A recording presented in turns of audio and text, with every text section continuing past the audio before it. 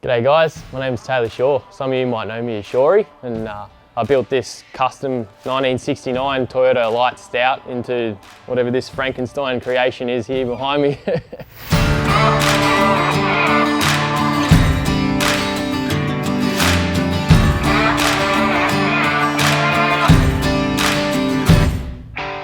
So I got this car about 8 years ago. I swapped my uncle a lawnmower for it, and we always had this plans to sort of build it or just restore it into like just a normal Stout, maybe some plans to lower it or whatever. But then he passed away, and I sort of sat on it for a bit. I didn't know what to do with it. It just sort of sat around at home, and one day I decided it was a cool looking cab, and I'm into four-wheel driving, so I might as well just make it a four-wheel drive. It's a 1969 Toyota Lite Stout with a basically 80 series Landcruiser frame, running gear, engine. And it has a tub off another Toyota Stout that I bought that was in way worse condition. It was just sort of a parts car. So it's a bit of a mashup and a Frankenstein between those three things. A few parts from my new Hilux thrown here and there that I didn't need. So yeah, it's a colourful machine. So probably the hardest part of this build was just trying to fit so much Landcruiser into such a tiny little Toyota cab from the 60s. Like, it kind of looks big in photos and on film, I guess, but it's really not a big cab.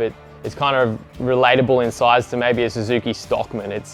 There's a lot of car, like a big straight six motor and a big gearbox, and that's all got to fit in and around like everything. It was a bit of a nightmare, and I had to modify almost everything to suit.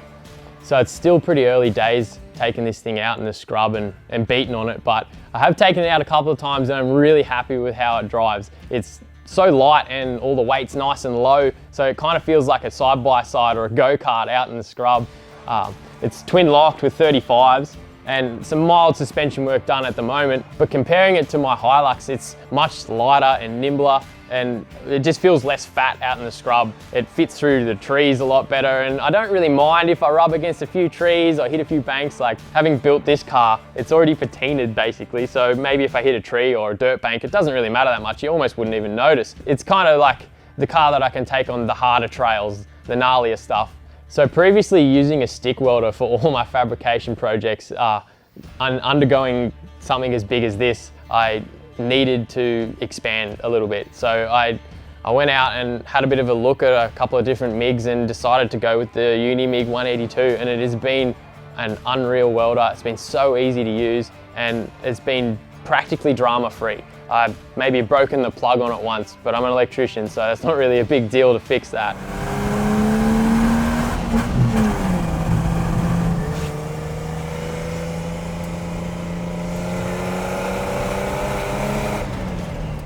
So if you want to follow the builds or see me inevitably put this thing on its side on a trail somewhere, then feel free to check out Shawrry on Instagram and Facebook, or click the link down below.